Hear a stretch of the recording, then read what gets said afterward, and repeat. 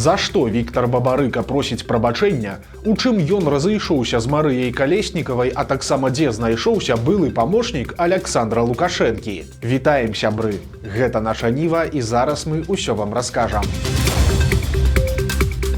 Выхадцы з Альфа-КДБ Беларусі займаюць кіраўнічыя пасады ў новым расійскім суперсакрэтным спецпадраздзяленні, якое выкарыстоўваецца для забойстваў за мяжой. Пра гэта стала вядома з маштабнага расследавання выдання «Інсайдар». Паводле публікацыі журналістаў, крамлёўскія спецслужбы стварылі новую звышсакрэтную структуру пад назвай «Цэнтр 795», у задачы якой уваходзяць дыверсіі за мяжой, выкраданне людзей, а таксама фізічная ліквідацыя палітычных апанентаў. Структура Цэнтра 795 уражвае сваёй маштабнасцю. Усяго там служыць каля 500 афіцэраў, якія размеркаваныя на 3 ўпраўленні – разведвальнае, штурмавое і баявога забеспячэння. Асаблівае месца ў кіраўніцтве гэтай сакрэтнай структуры займаюць выхадцы з Беларусі. Начальнік штаба Цэнтра 795 Дмітрый Драздоў і начальнік разведвальнага ўпраўлення Сергей Радкевіч з'яўляюцца ветэранамі групы Альфа-КДБ Беларусі. Іх прыцягненне ў расійскую спецслужбу, як мяркуюць расследавальнікі, было наўмысным крокам, бо афіцэры саюзнай краіны не маюць расійскай інстытуцыйнай біяграфіі, што дазваляе ім лягчэй пазбягаць увагі замежнай контрразведкі. Вядома, што беларус Радкевіч займаецца найбольш закрытымі аддзеламі, якія курыруюць агентурныя сеткі за мяжой. Але ж пра існаванне гэтага цэнтра стала вядома праз трагікамічную выпадковасць. Агенты сакрэтнага спецпадраздзялення не ведалі англійскай мовы і спаліліся, калі выкарыстоўвалі Google-перакладчык для камунікацыі са сваім завербаваным у Злучаных Штатах агентам. Паколькі сервіс належыць амерыканскай кампаніі, то ФБР па судовым ордары атрымала доступ да ўсіх логаў перапіскі. У выніку затрымалі і завербаванага мужчыну, і яго расійскага куратара. Паводле звестак выдання «Інсайдар», Цэнтр 795 ужо арганізаваў шэраг замахаў і дыверсій, якія яшчэ расследуюцца. Выданне абяцае распавесці пра іх крыху пазней. Аднак ужо само выкрыццё структуры і яе дзейнасці стварае сур'ёзныя праблемы для расійскіх спецслужбаў, асабліва ў сувязі з першым арыштам іх супрацоўніка. Фактычна, такі правал ставіць на дзейнасці структуры вялікі крыж. Дзікі выпадак адбыўся ў Слонеме. Там за інвалідам першай групы прыехала вось такая машына хуткай дапамогі з вось такімі вось насілкамі. Падняўся вялікі розгалас, і медыкам прыйшлося апраўдвацца. Яны падкрэслілі, што аўтамабіль тэхнічна спраўны, а яго выкарыстанне для перавозкі пацыента было вымушаным крокам, бо астатнія брыгады на той момант былі занятыя ў іншых гарадах, і таму давялося адправіць вось такую машыну. Яна, дарэчы, замацаваная за прыёмным аддзяленнем для аператыўнай дастаўкі медыкаў па Слонімскім раёне. Таксама адміністрацыя бальніцы ўжо прынесла публічнае прабачэнне за сітуацыю, а галоўны ўрач асабіста звязаўся з аўтарам скаргі. На YouTube-канале ТОК выйшла вялікая і цікавая размова з Віктарам Бабарыкам. Па-першае, аказалася, што палітычная пазіцыя былога банкіра кардынальна адрозніваецца ад падыходаў Марыі Калеснікавай. Напрыклад, Бабарыка лічыць, што нельга здымаць санкцыі з прадпрыемстваў і людзей, задзейнічаных у вайне. Пры гэтым ён дапускае, што набор санкцый можа быць перагледжаны. Магчымая іх каліброўка, каб знізіць нагрузку ці знізіць негатыўныя наступствы санкцый для грамадзянскай супольнасці і для звычайных людзей у Беларусі. Заўважым, што выказаная пазіцыя Віктара Бабарыкі адрозніваецца ад таго, што адстойвае Марыя Калеснікава. У сваіх выступленнях яна заклікае зменшыць ціск на Беларусь, але не размяжоўвае тыя санкцыі, што накладзеныя на Лукашэнку за саўдзел у вайне, і тыя, што сталі наступствам фальсіфікацыі выбараў і рэпрэсій унутры Беларусі. Акрамя таго, Віктар Бабарыка заявіў, што не быў наіўным у 2020 годзе і разумеў, што для яго ўсё можа скончыцца турмой.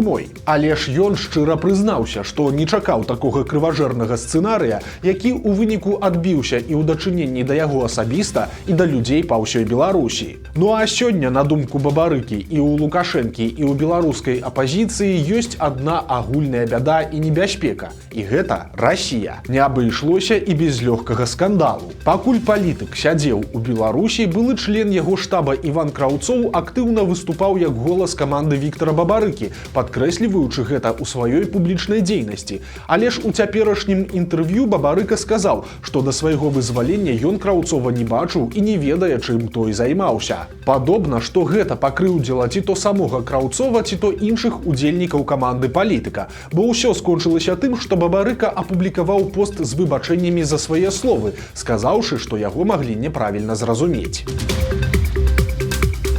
У суботу ў Гомельскай вобласці упаў чарговы беспілотнік. Адбылося гэта каля пасёлка Рассвет Добружскага района. Паводле выдання «Флагшток» на месца здарэння прыбыла міліцыя і перакрыла рух па трасе Гомель-Новазыбкаў да прыезду групы размініравання.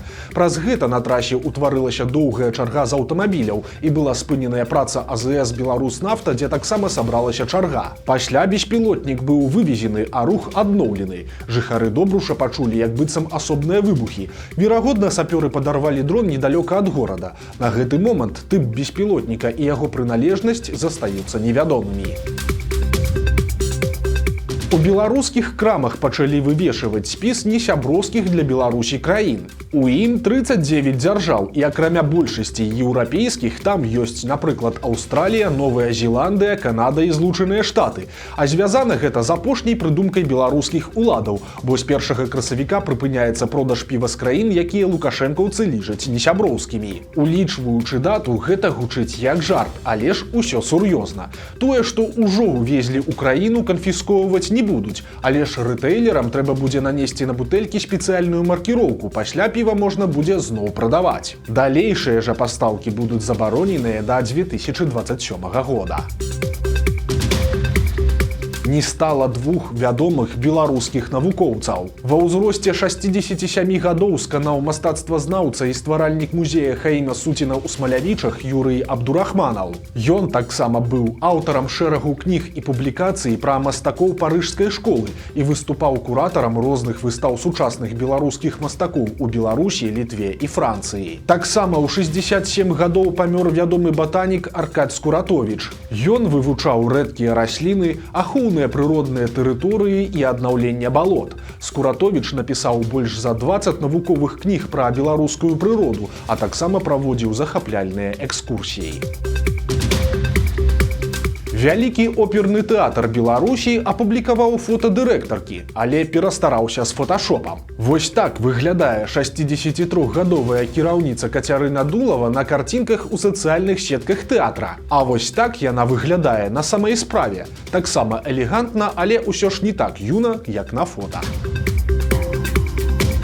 Ганны Канапацкай больш няма. Яна не памерла, а проста змяніла прозвішча. Цяпер лукашэнкаўская псеўдаапазіцыянерка вярнула сваё дзявочае прозвішча і замест Канапацкай стала Ганнай Трухановіч. Таксама яна пахвалілася, што дзяржава ўсё ж вырашыла даверыць ёй аграпрадпрыемства, цытата. «Урад Беларусі прыняў рашэнне замацаваць за мной адкрытае акцыянернае таварыства Віцярэвічы Пухавіцкага района, і я дала згоду». Канец цытаты. Але пакуль застаецца незразумелым, ці экс-Канапацкая паедзе ў вёску і будзе сапраўдным кіраўніком, ці будзе кімсьці кшталту кансультанта альбо дарадцы.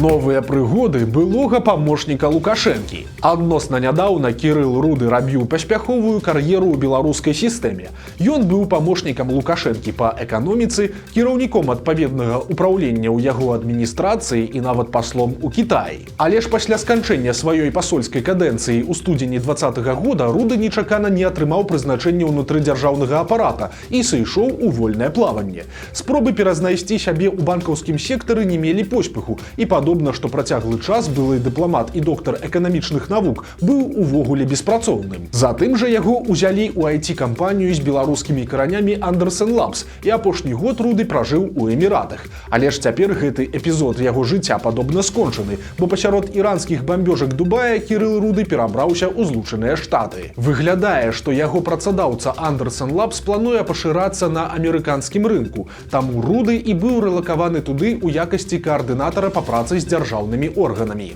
Дарэчы, для былога чыноўніка гэта ўжо не першы прыезд у Злучаныя Штаты. Раней Руды вучыўся на эканамічным факультэце ва ўніверсітэце Індыяны па праграме Фулбрайт. Страшная гісторыя адбылася ў гродзенскай турме. Проста ў прагулачным дворыку аднаго з вязняў забілі суседзі па камеры, а адміністрацыя хоць і бачыла, што сітуацыя ідзе да крывавай развязкі, не зрабіла нічога, каб прадухіліць бяду. Падрабязнасці гэтай гісторыі сталі вядомыя з аповедаў былых палітвязняў Міколы Дзядка і Паўла Вінаградава, а некаторыя дэталі дапамог удакладніць Білпол. Летам 22-го года ў турме Гродна аказаўся 40-гадовы Яўген Шыпуль. Яшчэ ў 2005 годзе ён атрымаў прысуд у 20 гадоў зняволення за разбой забойствам. Пасля Шыпулю накінулі яшчэ год за непадпарадкаванне адміністрацыі. Гэты вязень меў сур'ёзныя ментальныя разлады, а таксама краў рэчы і ежу ў суседзяў па камеры. У выніку ён атрымаў нізкі статус. Паводзіны Шыпуля нярэдка станавіліся прычынай канфліктаў і пастаяннага збіцця. У такой сітуацыі яго павінны былі перавесці ў адзіночную камеру, але ж адміністрацыя турмы не хацела так рабіць, бо лягчэй абавязаць суседзяў па камеры за ім прыглядаць. Але ж адміністрацыя дакладна ведала, што вязня рэгулярна збіваюць. Некаторыя іншыя зэкі наўпрост казалі сілавікам, каб Шыпуля адсадзілі, інакш будзе бяда.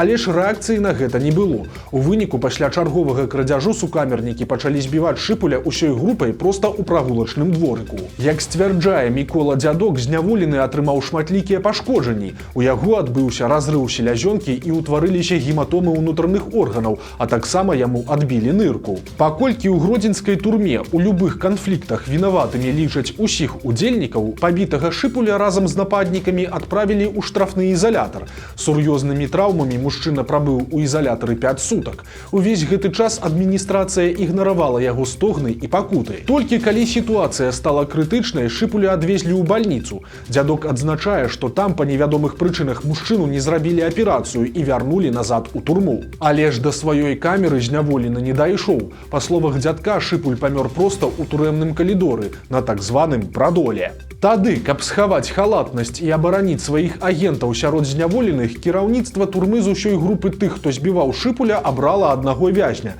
На яго ўсклалі ўсю віну за забойства і ў выніку, па словах Дзядка, мужчына атрымаў 14 гадоў асаблівага рэжыму ў дадатак да свайго асноўнага тэрміну. Іншых вінаватых, падобна, не пакаралі ніяк.